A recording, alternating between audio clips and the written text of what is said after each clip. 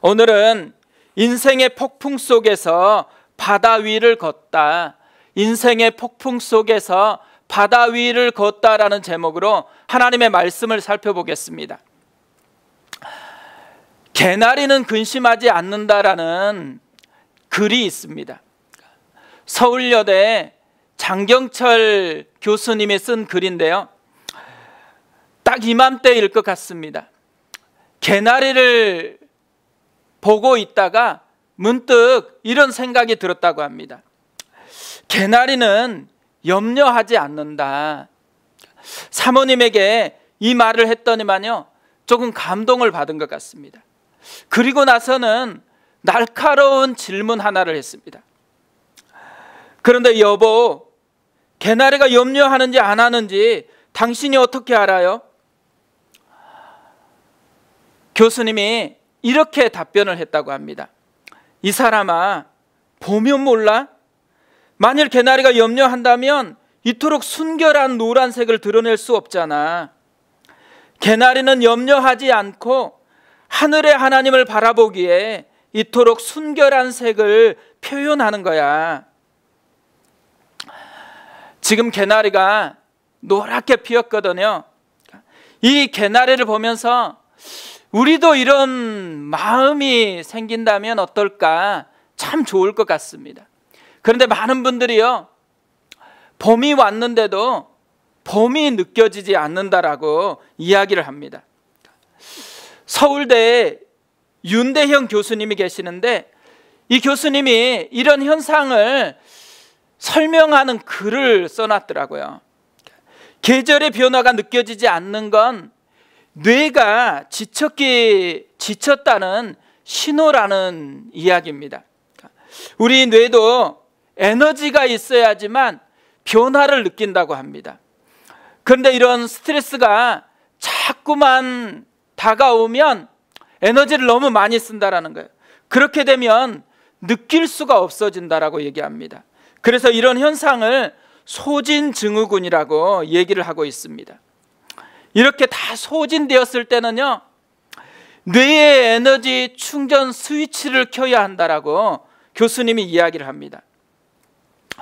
교수님이 실제로 상담을 할 때요, 이런 질문을 자주 한다고 합니다. 계절의 변화를 느끼십니까? 만약에 느껴지지 않으면은 마음의 에너지가 고갈된 거기 때문에 이 에너지 충전할 수 있는 스위치를 켤 수 있도록 도와준다라고 이야기를 하고 있습니다. 오늘 말씀을 보면요, 베드로에게 이런 현상이 일어난 것 같습니다. 26절을 보세요. 제자들이 그가 바다 위로 걸어오심을 보고 놀라 유령이라 하며 무서워하여 소리 지르거늘. 예수님이 진짜 오셨어요. 그런데도 누리지를 못합니다. 기뻐하는 것이 아니고 놀라 유령이라고 소리 지르면서 무서워하고 있습니다. 왜 이렇게 됐을까요? 마음의 에너지가 다 방전되었다라는 것이죠. 그러니까 이 교수님이 얘기하는 대로 소진증후군 현상이 일어난 것입니다. 베드로와 제자들에게 왜 이런 현상이 일어났을까요? 고난 때문입니다. 24절에 보면 배가 이미 육지에서 술이나 떠나서 바람이 거스름으로 물결로 말미암아 고난을 당하더라. 진짜 폭풍을 만났고 이 폭풍을 벗어나려고 애쓰다 보니까 마음의 에너지까지 다 소진해 버렸다라는 것입니다. 그런데요, 이런 현상을 베드로만 느끼는 것은 아니라는 것이죠. 우리도 삶에서 이런 현상들을 느끼고 있습니다. 특별히 지금은 더 그런 현상을 느끼고 있는 것 같습니다. 이 코로나 폭풍으로 말미암아서 얼마나 우리의 마음 가운데 에너지가 소진돼 버리는지 모릅니다. 그래서 계절도 못 느끼고 있습니다. 카톡에요, 이런 글이 돌아다니더라고요. 사진에 쓰여 있는 글인데요, 코로나 방학 생활규칙 1. 주는 대로 먹는다. 2. TV 끄라고 하면 당장 끈다. 3. 사용한 물건 즉시 제자리. 4. 한 번 말하면 바로 움직인다. 5. 엄마에게 쓸데없이 말 걸지 않는다. 그리고 별표하고 위 사항을 어기면 피가 코로 나올 것이다. 왜 이렇게 썼겠어요? 엄마 에너지가 다 됐다라는 거죠. 왜 엄마 에너지가 다 됐어요? 애들 에너지가 다 되었다라는 거죠. 에너지가 필요하다라는 거예요. 엄마에게도, 아이에게도, 또 아빠에게도, 모든 사람에게 지금 에너지가 필요합니다. 충전기를 켜야 되는 그때를 지금 우리가 보내고 있다라는 거죠. 어디서 우리가 에너지를 충전받을 수 있을까요? 오늘 베드로에게서 이것을 좀 배웠으면 좋겠습니다. 베드로는 폭풍 속에서 자신을 회복시켜 주시는 은혜를 만납니다. 그것도 두 가지 정도를 만난 것 같습니다. 오늘 그걸 살펴보려고 하는데요. 첫 번째로 베드로가 폭풍 속에서 만났던 은혜, 폭풍 속에서 예수님을 만납니다. 25절을 보십시오. 밤 사경에 예수께서 바다 위로 걸어서 제자들에게 오시니, 폭풍 속에 예수님이 직접 찾아오셨습니다. 깜깜함 어둠을 뚫고 비바람이 몰아치는 그 상황을 뚫고 예수님께서 폭풍 속에 찾아오셨습니다. 폭풍 속에서요, 우리가 만나야 되는 가장 중요한 은혜가 있다면 폭풍 속에 이렇게 찾아오시는 예수님을 만나는 것입니다. 베드로만 그런 것이 아니죠. 우리에게도 폭풍 속에 찾아오시는 주님을 만나는 그 은혜가 필요하다라는 것입니다. 지난주에요, 신방을 했는데 신방하면서 폭풍 속에서 진짜 주님을 만나고 있구나라는 것을 발견을 했습니다. 가게를 하는데 손님이 없대요. 코로나가 되니까 진짜 손님이 없다고 합니다. 임대료도 내야 되고 또 생활비도 벌어야 되는데 손님이 없으니까 너무너무 힘든 것입니다. 그런데요, 힘들다고 얘기를 하는 게 아니에요. 힘들긴 한데 말씀만 펼치면 하나님이 너무너무 위로를 해주고 힘을 주신다라고 이야기를 하더라고요. 또 예배를 드리려고 하나님 앞에 나가기만 하면 눈물이 난대요. 인터넷으로 예배를 드리고 있는데도 불구하고 예배를 드리려고 하나님 앞에 나가기만 하면 눈물이 난다고 합니다. 하나님이 찾아오신 것이죠. 그 찾아오신 하나님을 실제로 폭풍 속에서 만나고 있더라고요. 우리가 동일하게요, 폭풍 속에 있는데 베드로처럼 또 이분처럼 하나님을 만나는 그런 은혜를 경험했으면 좋겠습니다. 예수님께서 찾아왔잖아요. 찾아와서 뭘 하고 계시죠? 제자들의 힘겨움을 알아주시고요, 제자들을 격려하고 응원을 하고 있습니다.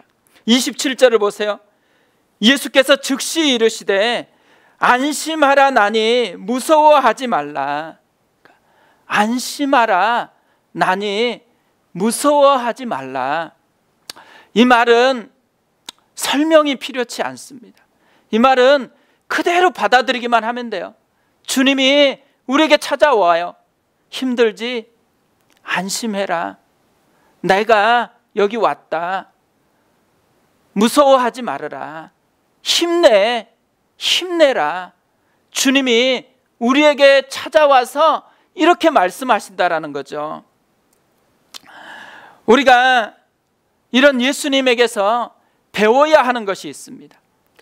힘들 때요, 힘든 분이 있으면 조언하는 게 아닙니다. 힘들 때는 용기를 주고 에너지를 주고 응원을 해 주어야 한다라는 것이죠. 예전에요, 섬기던 교회에서 10년 직이거든요. 근데 대판 싸우는 것을 봤습니다. 가서 물어봤거든요. 왜 싸웠냐고. 그랬더니만 10년 동안 사귀다 보니까 얼마나 잘 알겠어요.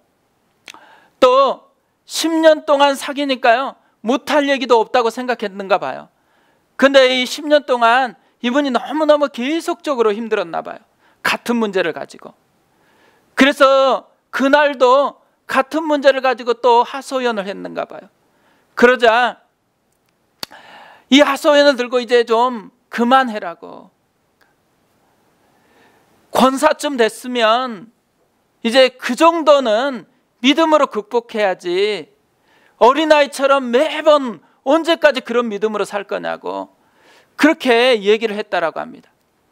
그랬더니만 대판 싸운 거예요. 연약할 때요, 힘들 때, 그때는 들을 수 있는 힘이 다 방전됐다라는 거잖아요. 그때는 에너지를 공급해 줘야지 조언을 할 때가 아니라는 것입니다. 예수님께서 찾아와서 너무너무 힘드니까 조언하는 게 아니에요. 응원하는 것이죠. 너 힘든 거 알고 있다. 그러니까 두려워하지 말고 안심해라. 내가 도와줄게. 주님께서 우리가 힘들 때 우리의 연약함을 알아주고 우리에게 이런 응원을 해주고 있다는 것. 사실 우리가 매일매일 힘든 그런 일상을 보내고 있습니다. 일상을 보낼 때 힘들면요, 조용히 한번 눈을 감아 보십시오. 주님이 우리의 마음에 속삭이는 소리, 안심해라, 내가 여기 있다, 두려워하지 말아라, 힘내라, 주의 이 음성을 듣고 그것으로 다시 힘을 내는 우리가 되어졌으면 좋겠습니다. 오늘 말씀을 묵상하다가요, 제 마음에 진짜 감동을 주는 한 단어가 있었습니다. 그게 뭐냐면 밤사경입니다. 밤사경. 그때 예수님께서 제자들에게 찾아오셨습니다. 근데 이 밤사경이 우리 시간으로 하면 몇 시인 줄 아세요? 3시에서 6시 사이입니다. 그러니까 고난주간 특별 새벽 부흥회를 하고 있는 지금 이 시간, 이때에 예수님께서 찾아오셨다라는 거죠. 제자들에게만 아니고요, 오늘 예배하는 이 시간에 주님이 우리에게 찾아오시고, 기도하는 그 시간에 주님이 우리에게 찾아와서 우리를 만나고 우리를 응원해 주신다라는 것, 그 은혜를 우리가 이 고난주간 특별 새벽 시간에 누렸으면 좋겠습니다. 두 번째로, 폭풍 속에서 베드로가 만났던 은혜가 있다면 폭풍 속에서 바다 위를 걷는 경험을 하고 있다는 것입니다. 베드로는요, 폭풍 속에서 2가지를 경험을 합니다. 31절을 보세요.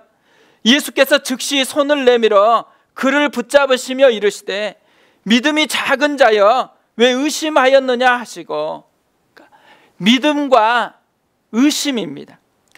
베드로가 먼저 경험한 것은 믿음이었어요. 28절 29절을 보세요. 베드로가 대답하여 이르되 주여 만일 주님이시거든 나를 명하사 물 위로 오라 하소서 하니, 오라 하시니 베드로가 배에서 내려 물 위로 걸어서 예수께로 가되, 예수님이 바다 위를 걸어오셔서 말씀하시는 것을 보고요, 베드로의 내면 속에 믿음이 생겼습니다. 어떤 믿음이 생겼을까요? 예수님이 진짜 온 땅의 주인이시다라는 믿음이 생겼어요. 또 어떤 믿음이 생겼을까요? 예수님이 계신 곳이 배보다 더 안전하다라는 것. 예수님이 계신 곳이 비록 눈에 보기에는 바다 위지만 그곳이 더 안전하다라는 믿음을 가진 것입니다. 또 하나, 예수님이 허락하시면 예수님처럼 자신도 바다 위를 걸을 수 있다라는 그런 믿음이 생긴 것입니다. 그래서 그 믿음을요, 실제로 써보기로 생각한 거예요.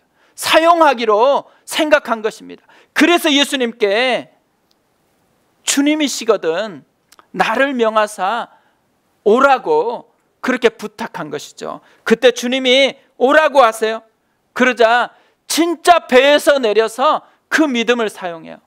그래서 바다 위를 걷는 경험을 하고 있습니다. 만약에 베드로가요 여기서 딱 끝마쳤으면 어떻게 됐을까요? 아마 영웅이 됐을 겁니다. 그런데 베드로가 여기서 끝마치지 않고 한 가지 더 경험해요. 그게 의심이었습니다.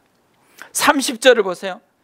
바람을 보고 무서워 빠져가는지라 소리질러 이르되 주여 나를 구원하소서 하니 바람을 보고 무서워서 빠져들어갔습니다. 이것을 예수님은 의심했다라고 그렇게 이야기하고 있습니다. 이 의심이라는 말, 이 말은 원어적으로 보면요 2번이라는 의미를 가지고 있습니다. 결국 이것을 가지고서 이 믿음과 의심을 다시 생각해 보면 믿음은 뭐냐? 믿음은 한 가지에 집중하는 것, 집중력이 믿음이라는 거죠. 반면에 의심은 뭐예요? 한쪽을 보다가 또 다른 쪽으로 마음이 나누어지는 것입니다. 두 마음을 품은 것, 이것이 의심이라는 것이죠. 믿을 때 베드로는 예수님만 봤습니다. 그런데 의심이 찾아오자 바람도 보였습니다. 믿음은 오라는 말씀만 붙잡았어요. 그런데 의심은 바람 소리까지 들리게 만들었습니다. 믿음은 바다로 뛰어들게 하는 진짜 힘이 되었죠. 의심은 바닷속으로 다시 빠져버리게 하는 그런 약함이 되어버렸습니다. 사실요 오늘 본문을 보면 베드로의 실패가 크게 보일 수도 있습니다. 그런데 오늘 본문을 기록한 것은 베드로의 실패에 포커스가 있는 게 아니에요. 베드로가 가졌던 이 믿음의 도전, 진짜 믿음을 사용했다라는 것에 포커스를 두고 있다라는 것이죠. 자꾸 실패를 크게 보는 사람이 있습니다. 그런데 믿음을 크게 보아야 한다라는 것이죠. 시도했다가 실패하는 것은 죄가 아니다. 유일한 죄악은 시도하지 않는 것이다. 이런 말이 있더라고요. 이 말이요 베드로와 제자들의 차이를 잘 설명하고 있다고 생각합니다. 베드로는 믿음을 크게 보았잖아요. 믿음이 그 속에 작동을 했어요. 그래서 그 작동하는 믿음을 가지고 비록 실패할 수도 있지만 바다 위를 뛰어드는 도전을 했습니다. 반면에요 이 제자들은 실패가 너무 두려우니까 아무것도 시도하지 않는 채 배 안에만 있었다라는 것이죠. 둘 중에 누가 더 좋은 경험을 했나요? 그것은 물어보지 않아도 너무 뻔한 것입니다. 우리가 진짜 경험해야 될 것은 믿음으로 도전함으로 말미암아 경험하게 되어지는 하나님의 임재, 하나님이 함께 하시는 것을 우리가 누려야 한다는 것이죠. 베드로를 보면요 강한 듯 보이지만 사실은 약합니다. 그래서 이렇게 용기 있게 믿음으로 도전했는데 순식간에 연약해가지고 다시 물에 빠져버리는 그런 모습이 있습니다. 그렇다고 해서요 우리가 이 연약함만 바라보고서 하나님 앞에 믿음을 사용하는 것을 두려워하면 안 된다라는 거죠. 하나님이 우리에게 믿음을 주신 것은 마음 창고에 가둬놓으라는 것이 아니에요. 믿음을 사용해 보라는 것입니다. 폭풍이 일어날 때 베드로가 했었던 것, 폭풍 속에서 예수님을 만났습니다. 폭풍 속에서 바다 위를 걷는 믿음의 도전을 했습니다. 우리가 해야 될 것도 마찬가지입니다. 폭풍이 우리 가운데 같이 일어나고 있습니다. 우리가 뭘 해야 되나요? 집중해야 됩니다. 예수님을 바라보는 데 집중을 해야 됩니다. 말씀을 붙드는 데 집중을 해야 됩니다. 주님이 우리 안에 주신 믿음을 사용하는 데 집중해야 됩니다. 그래서 오늘 하루도 믿음으로 말을 했으면 좋겠습니다. 믿음으로 살아갔으면 좋겠습니다. 이 은혜가 오늘 하루 온종일 우리를 지배하는 그런 하루가 되었으면 좋겠습니다.